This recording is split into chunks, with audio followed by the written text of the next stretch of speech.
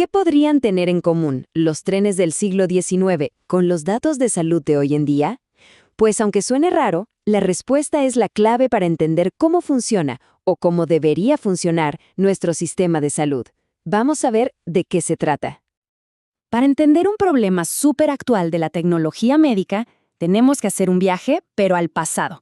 Y todo empieza con algo que hoy nos parecería increíble. En esa época era imposible cruzar el país en un solo tren. ¿Y por qué? Bueno, el problema era que cada compañía de trenes construía sus vías como quería, con anchos diferentes. Era un verdadero caos. Un viaje que debería haber sido directo se convertía pues en una pesadilla logística. Y esa simple idea no, la falta de un estándar, esa es la clave de todo. Arranquemos entonces con esta historia. Parece que no tiene nada que ver con computadoras, pero en realidad tiene todo que ver con el problema que la tecnología de la salud ha estado tratando de resolver por décadas. El paralelismo aquí es perfecto. Había más de 20 anchos de vía distintos. 20. Cada vez que un tren con mercancía llegaba a un cruce donde las vías cambiaban, todo se paraba. Había que bajar toda la carga de un tren y volver a subirla a otro. Un sistema totalmente roto, ineficiente, carísimo. Al final, la solución fue obvia. Todos tenían que usar el mismo ancho de vía, un estándar para todos. Y aquí es donde la analogía cobra todo el sentido. Los primeros sistemas informáticos en los hospitales eran, literalmente, como esas vías de tren incompatibles. El sistema del laboratorio no le hablaba al de farmacia, y ninguno de los dos se entendía con el de admisión. La información estaba, pues, atrapada en silos. Era obvio que algo tenía que cambiar. Esta necesidad de conectar los sistemas llevó a la creación del primer ancho de vía estándar, por así decirlo, para la información de la salud. Una solución que se conoció como HL7.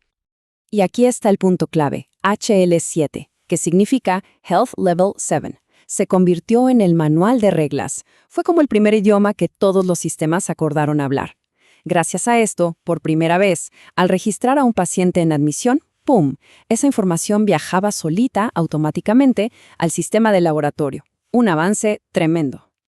Y como se puede ver en guías de esa época, el objetivo era muy claro: darles a los profesionales las herramientas para implementar este nuevo lenguaje y por fin conectar todos esos sistemas que hasta entonces vivían como en islas de información separadas. Y vaya que funcionó. El éxito fue rotundo. De hecho, la versión 2 de HL7 se volvió tan pero tan dominante que incluso hoy en día el 95% de las organizaciones de salud en Estados Unidos la siguen usando. Se convirtió en el estándar por excelencia. Su funcionamiento es bastante lógico, la verdad. Pensemos en esto como si fuera una carta. Un evento, como el registro de un nuevo paciente, genera el mensaje completo. Este mensaje se organiza en segmentos que vienen a ser como los párrafos con información relacionada. Y dentro de cada segmento están los campos, que son ya los datos específicos, el apellido, la fecha de nacimiento, los detalles. Pero, como siempre pasa con la tecnología, justo cuando este estándar ya estaba súper consolidado, el mundo dio un vuelco. Y de repente aparecieron desafíos para los que el viejo HL7 simplemente no estaba diseñado. De un momento a otro, los datos de salud ya no vivían solamente dentro del hospital. Estaban en todas partes. Venían de la farmacia, del reloj inteligente, de la aplicación de fitness en el celular, de los dispositivos en casa. La información fluía en tiempo real, desde todos lados, y el sistema de HL7, basado en mensajes, se empezó a quedar corto. No era lo suficientemente ágil.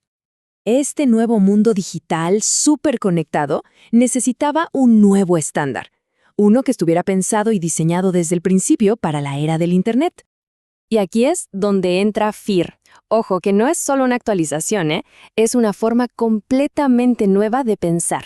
FHIR usa la misma tecnología que usan las aplicaciones y los sitios web modernos que usamos todos los días, las famosas APIs. Esto permite que los datos de salud se puedan consultar y compartir al instante. Para entender por qué esto es tan importante, pensemos en el problema de la cebra. Una persona lee caballo blanco con rayas negras o caballo negro con rayas blancas y al instante sabe que se trata de una cebra. Pero para una computadora, sin un modelo estándar, esas son dos cosas totalmente distintas. Y en la salud, esa ambigüedad es el enemigo. FIR resuelve esto creando lo que llama recursos. La mejor forma de imaginarlos es como bloques de Lego de información. Siempre hay un recurso paciente, un recurso medicamento, etc.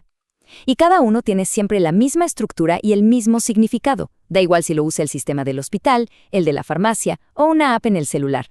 Ahora, tener el dato estandarizado no es suficiente. El contexto lo es todo, ¿cierto? No es lo mismo un diagnóstico actual que un antecedente familiar. Para eso, FIR usa algo llamado perfiles, que básicamente son reglas que dicen cómo usar esos bloques de Lego en situaciones específicas, para que el significado nunca se pierda. Y aquí se ve la verdadera flexibilidad del sistema. FIR está diseñado para cubrir, digamos, el 80% de los casos comunes. Pero, ¿qué pasa con el otro 20%? Para eso existen las extensiones. Por ejemplo, si una clínica necesita registrar la nacionalidad de un paciente, algo que no es estándar, simplemente puede extender el recurso paciente para incluir ese dato. Así de simple. Entonces, ¿cuál es la gran conclusión de todo este viaje? De pasar de esas vías rotas a esta nueva autopista de la información. A ver, la diferencia es fundamental. HL7 se construyó para que los sistemas dentro de un hospital se mandaran mensajes. Era una conversación interna. Pero FIR se construyó para la web, para que los datos estén disponibles en cualquier lugar, a cualquier hora, desde cualquier dispositivo. Básicamente, uno es el legado, una base importantísima, claro, pero el otro es el futuro. En resumen, el viaje ha sido detener el problema de las vías rotas con toda nuestra información de salud atrapada en sistemas que no se hablan entre sí, a la promesa de una verdadera autopista de información donde todo fluye de manera segura y conectada. Y esto nos deja con una pregunta final para reflexionar.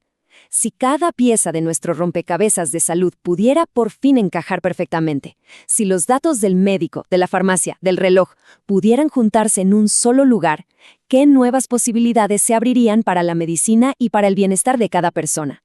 El potencial es enorme y apenas estamos empezando a explorarlo.